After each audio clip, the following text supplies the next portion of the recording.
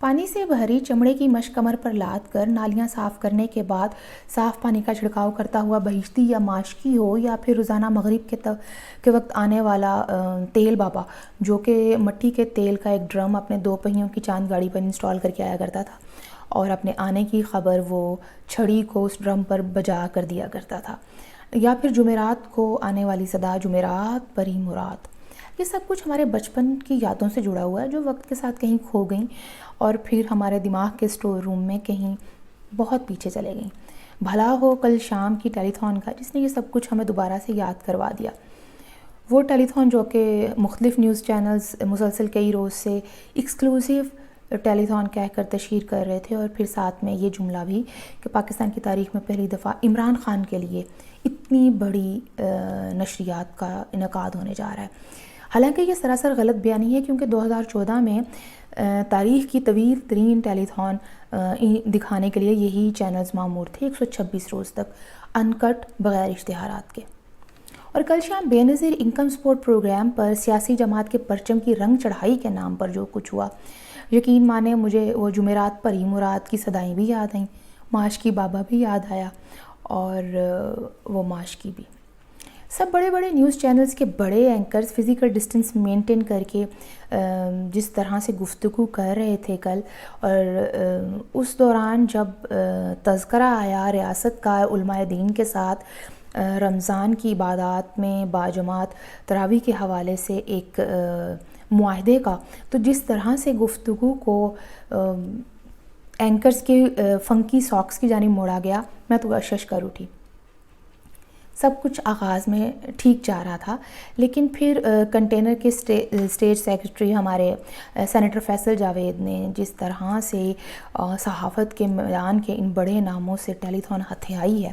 یقین مانے صحافت اور سیاست کے حساس دل طالب علموں کا تو کلیجہ منہ کو آ گیا۔ بہرحال لیکن فیصل جاوید یہ بتانا نہیں بھولے کہ میڈیا پارٹنرز کا شکریہ، اور جو پارٹنرز رہ گئے ہیں ان کے ساتھ ایسی ہی ایک نشست دوبارہ ہوگی، یعنی another first in the history پھر سے برپا ہوگا۔ 3 گھنٹوں پر مشتمل اس نشریات میں کووڈ-19 کے متعلق آگاہی پر کتنی گفتگو ہوئی، یہ سوال کسی کے لیے اہم نہیں ہے۔ آس پڑوس کو دیکھنے، ان کا خیال کرنے اور وائرس سے بچنے بچانے کی تدابیر پر اس نشریات میں کتنی آگاہی پھیلائی گئی، شاید یہ سوال بھی اب اہم نہیں رہا۔ 45% وقت جب میں کرکٹ کھیلتا تھا، جب میں نے شوکت خانم بنایا، جب میں نے شوکت خانم ہاسپٹل کے لیے احتیاط اکٹھے کیے، فلانا کرکٹر فلانی کرکٹ ٹیم، اس پر مشتمل تھا۔ تمام نشریات میں سوالات کے ویل پلانڈ مختلف فیزز دیکھنے کو ملے: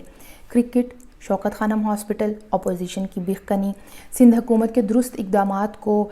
پینک اور ایمان کی کمزوری سے جوڑنا، صوفیزم، تسبیح پر کیا پڑھتے ہیں، ٹائیگر فورس وغیرہ۔ لیکن اس سب میں کنسٹرکشن انڈسٹری کے لیے پیکج کے حوالوں پر جو گفتگو ہوئی، تو کسی بھی دبنگ اینکر نے پلٹ کر یہ سوال نہیں کیا کہ ہمارے ہاں لیبر کا ایک بڑا حصہ سول کانٹریکٹس میں کام کرتا ہے، تو ہماری حکومت وقت نے گزشتہ کتنے ماہ سے سول کانٹریکٹرز کے واجبات اپنے گوڈے تھلے دب کے رکھے ہوئے ہیں، یہ سوال بھی نہیں ہوا۔ ڈاکٹرز کی مشکلات کے سوال پر سرکاری ہسپتال میں آپ کی پیدائش سے بات شروع ہو کر عدالتی نظام اور جیلوں میں صرف غریب ہوتے ہیں سے ہوتے ہوئے کچی آبادیوں تک گئی، جبکہ یہ وفاقی حکومت کچی آبادیوں کے لیے کتنی حساس ہے اور کتنا ان کا خیال کرتی ہے، یہ بھی سبھی جانتے ہیں۔ اب ایک جانب یہ کہنا کہ ٹائیگرز جو ہیں وہ دھرتی آکاش ایک کر دیں گے، اور دوسری جانب کہنا کہ اگر لاک ڈاؤن نہ کھولا تو لوگ اور غریب مر جائیں گے، پھر یہ کہ کرونا پھیلا تو مساجد بند کر دیں گے، یعنی آپ نے پہلے پھیلنے کا انتظار کرنا ہے۔ تو مولانا کو سمجھانا چاہیے تھا کہ آپ چونکہ اکیلے اور دیانتدار ہیں اور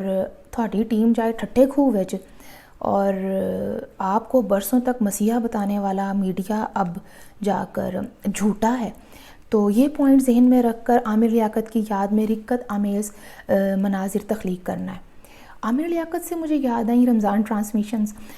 جن میں لائیو کالرز لاکھوں کی امداد کے اعلان کے ساتھ بال بچوں کے نام بھی لیا کرتے ہیں، اور پھر 5-10 دن کے بعد ٹرانسمیشن اینکر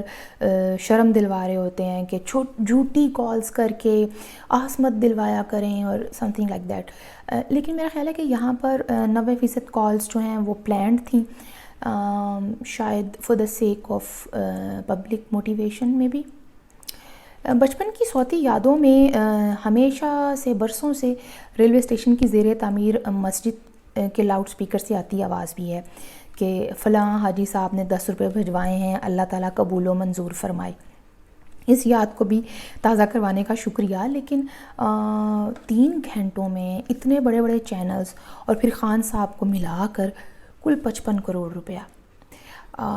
55 کروڑ کے تو صوتی اثرات ہی اتنے پھسے تھے کہ چینلز نے 2 ارب 76 کروڑ کا جو ٹوٹل اماؤنٹ ہے وہی فگرز ہیڈ لائنز کی زینت بنا لی. اس ساری تام جھام میں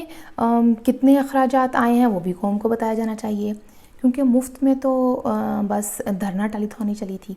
اور اس نشریات میں بہرحال اشتہارات بھی آئے ہیں.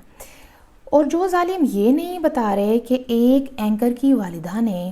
پورے 10 لاکھ روپے شوکت خانم ہاسپٹل میں دینے کا اعلان اپنے پتر کے ذریعے احساس ٹیلی تھون میں کروایا، وہ اپنی بخشش کی فکر کر لیں.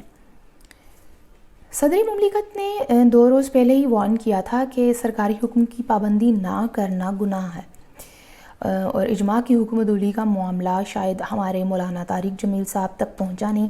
ورنہ وہ گھروں میں عبادت کرنے کی روایت بیان کر کے ہمارے ٹویٹر سیلیبریٹی اینکرز سے مارٹن لوتھر کنگ ری بارن جیسے میل ٹاؤن میں تھپکیاں نہ پا رہے ہوتے. اجڑا چمن ملا کہنے والے واقعی دنیا میں بے خبر درویش ہیں، ورنہ یاد رکھتے کہ پاکستان 2017 میں ایشیا کی مستحکم ترین کرنسی میں جا رہا تھا. ڈاکٹر عین زاہدہ یہ بھی یاد کروا نہیں سکے کہ مسلسل مثبت معاشی اشاریے اس اجڑے چمن کو 2030 تک G20 میں شامل کروانے کے لیے دنیا بھر کی توجہ حاصل کر رہے تھے، یا ایمرجنگ مارکیٹس انڈیکس میں ہم کہاں تھے، اور جس اجڑی مانگ پر رویا جا رہا تھا اس کی GDP گروتھ 2018 میں کتنی تھی؟ 5.5%. آج کتنی ہے یہ سوال نہیں ہوگا. پھر قوم کو بتایا گیا سکرینوں ہی کے توسط سے کہ میڈیا جھوٹا ہے. چلو میڈیا پرسنز کو بھی تھوڑا ذرا سکون آئے گا. انہوں نے بھی بڑا پرم سی بڑا سینہ چوڑا کر کے عدالت نمبر 2 دی ٹی بریک دے دوران کیا کر دے سی کہ پاناما کو اس عدالت نمبر 2 میں پہنچانے میں ہماری کنٹریبیوشن سب سے زیادہ ہے. اس ایکسکلوسیو نشریات کا میلہ کوئل کی کوک کے علاوہ جاوید میاں نے لوٹ لیا کہ ہمارے نصیب میں تو مانگنا ہی رہ گیا ہے اور یہ بچپن سے مانگ رہا ہے. بہرحال خان صاحب ان کے ساتھ ایک میٹنگ ضرور رکھ لیں، کیونکہ جاوید میاں کے پاس پاکستان کے سب قرض اتارنے کا فارمولہ یا آئیڈیا موجود ہے، انہوں نے کہا ہے. پھر اس تو بعد ایک کمیٹی بنا دیو جڑی پتہ لوائے کہ قوم کی بیٹیوں کو کون نچا رہا ہے.